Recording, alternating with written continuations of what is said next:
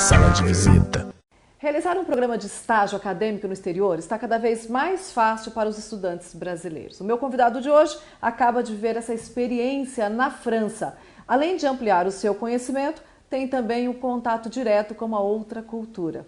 Eu recebo aqui no estúdio o professor Lages, que acaba de chegar aí da Europa com bastante coisa na bagagem para contar para a gente. Bem-vindo à Sala de Visita, Lages. Experiência recente aí, com muita coisa para se falar, sim. Bom, o assunto com certeza vai ser bastante gostoso, né? Lages, a gente escuta muita coisa sobre a Europa, sobre os franceses especificamente. Muito mito ou as histórias que a gente ouve são verdadeiras? Na verdade, assim, é muito mito também, né? A gente sai daqui com algumas visões meio estereotipadas, distorcidas, né?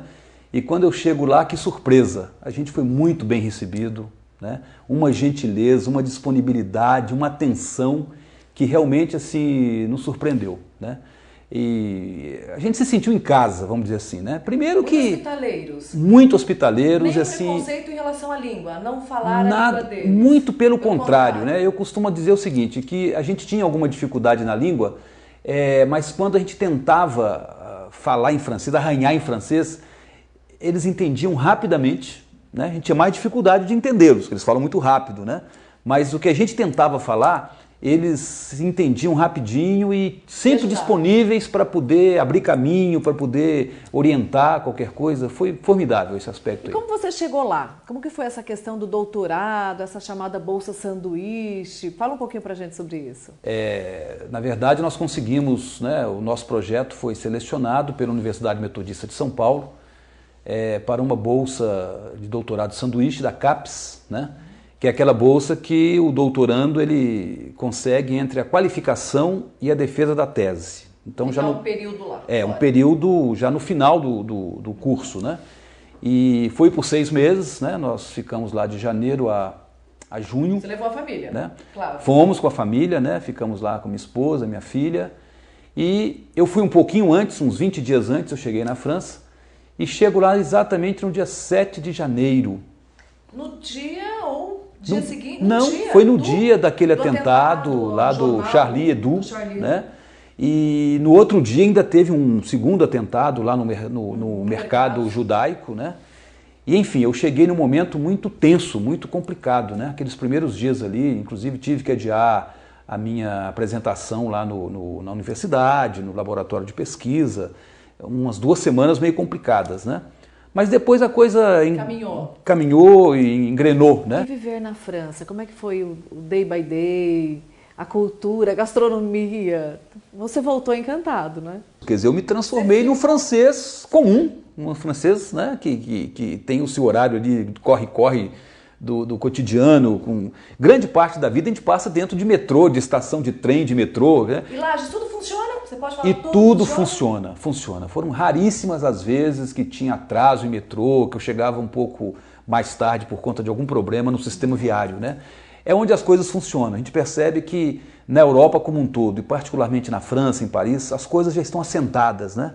Já tem tudo muito mais, uma vida mais organizada, né? Uma tradição, todo um lastro de cotidiano vida. Estabelecido mesmo, uma conquista já, né? Então você não tem muitos imprevistos, né? Você já levanta... Do que a gente tem aqui no Brasil, bem diferente. Você já põe o pé do lado de fora de casa sabendo o que vai acontecer, sabendo os horários, sabendo os prazos, enfim. A programação tudo corre pode ser seguida, normalmente. E lá, no dia 1º de maio, os franceses têm o hábito de distribuir uma flor, que é a flor chamada, uma flor de maio lá para eles, que nós não temos aqui no Brasil, e eles distribuem entre si, porque isso para eles, essa conquista social, isso é muito sério, né? Você pode realmente perceber isso convivendo 6 meses lá? As questões sociais na França, elas são de primeira ordem, né? Então você tem, assim, eu diria uma vigilância muito grande da sociedade como um todo em relação a problemas sociais. Ali na Praça da La République, por exemplo, né? Que é onde acontece tudo, as manifestações, as passeatas, os comícios. É a esplanada do Teatro Pedro II. Exatamente, é a Praça da La République, né? É ali que você encontra, principalmente domingos, né? Nos domingos, os grupos, né? Que vão ali fazer as suas reivindicações, dar visibilidade às suas questões, às suas teses, né? Inclusive, na primeira semana que eu chego em Paris, eu participei inclusive daquela grande manifestação de mais de 1.500.000 pessoas em protesto contra os ataques, os atentados, né? Então eu fiquei assim, foi a primeira vez que eu saí de onde eu estava morando, lá em Saint-Maur-des-Fossés, e fui até Paris participar dessa manifestação, né?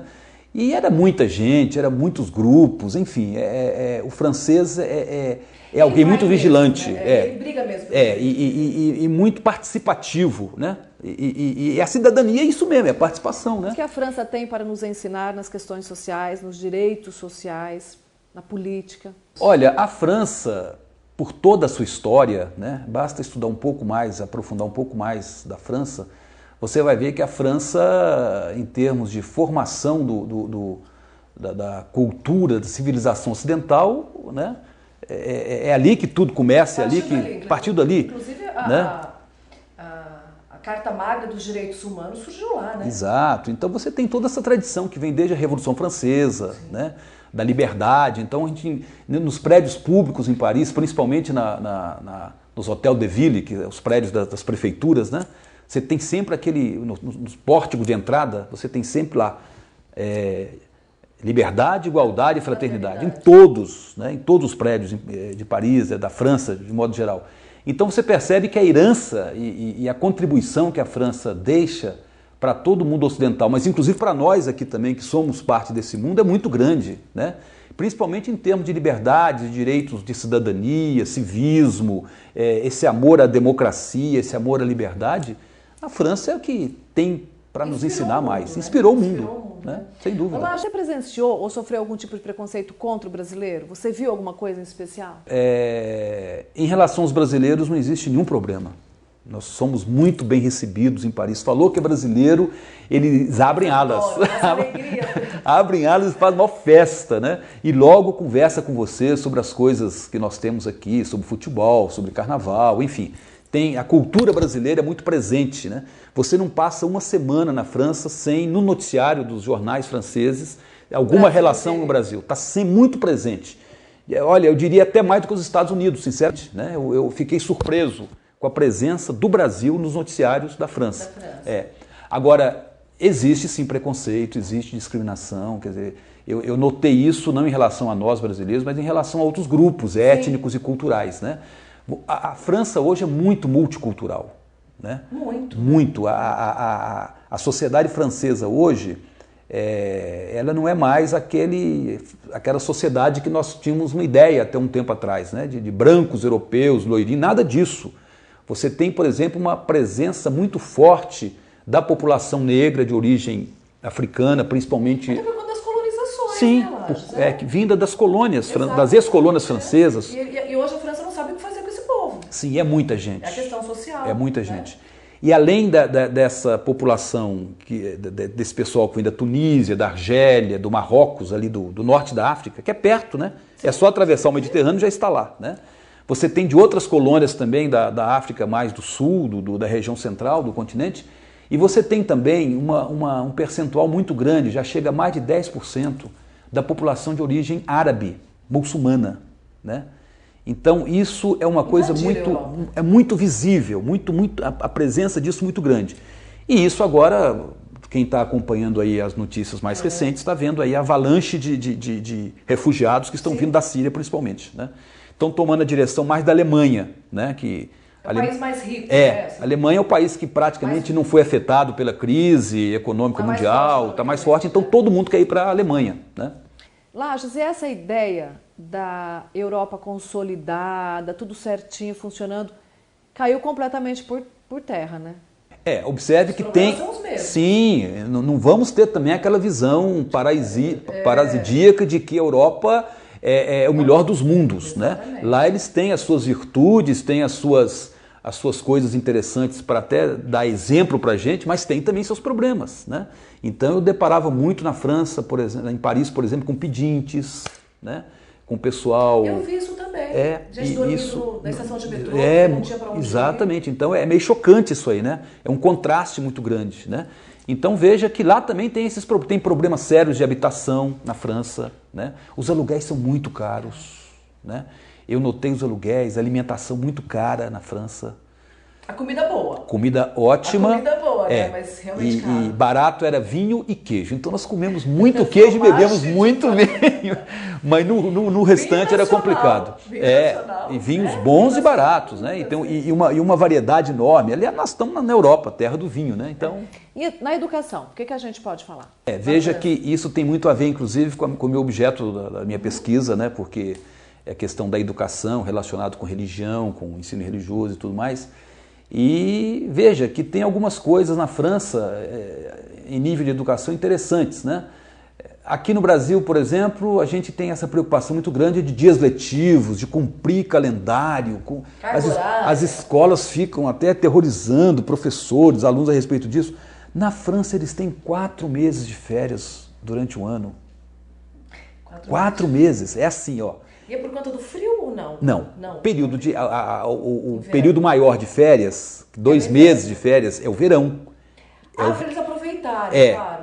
Que é o agosto, que é o julho e agosto. Então, julho e agosto é o período maior de férias. Mas fora esse período, é assim, Dulce, que funciona. 2 meses de aula, 15 dias de férias. 2 meses de aula, 15 dias de férias. Então, no final, tem 4 meses de férias durante o ano. Né? E será que funciona bem? Olha, e assim, veja, você tem hoje na França uma discussão a respeito da reforma dos programas de ensino, né? Sim. E isso tem provocado muita polêmica, porque o governo francês, o Ministério da Educação Nacional, está tentando implantar uma reforma de ensino mais condizente com a realidade dos imigrantes. Claro. Nas escolas hoje, por exemplo, você tem pelo menos 30% de origem da imigração, né? É bastante. Então você tem tentativas, o governo fazendo um esforço para tentar adaptar os currículos a essa nova realidade social e cultural, e multicultural, né, da França. Mas está tendo resistências, porque isso supõe, por exemplo, algumas disciplinas passarem a ser facultativas, né? E isso coloca em xeque... E aí coloca em xeque a questão do emprego, a questão... Né, e custo mesmo também. Né? Sim. Então, por exemplo, lá no liceu, o liceu corresponde ao nosso ensino médio. Os alunos ainda têm, por exemplo, o grego, latim, as línguas clássicas, né, que já foram aposentadas aqui no Brasil há décadas. Né? Tudo bem que eu acho que é até discutível se isso ainda tem uma função dentro né, da questão do contexto e tudo mais, mas você percebe que é uma tradição e é uma forma de dar uma educação de nível bastante elevado. Então isso aí eu acho que não tem como dizer que não. Dizer que não.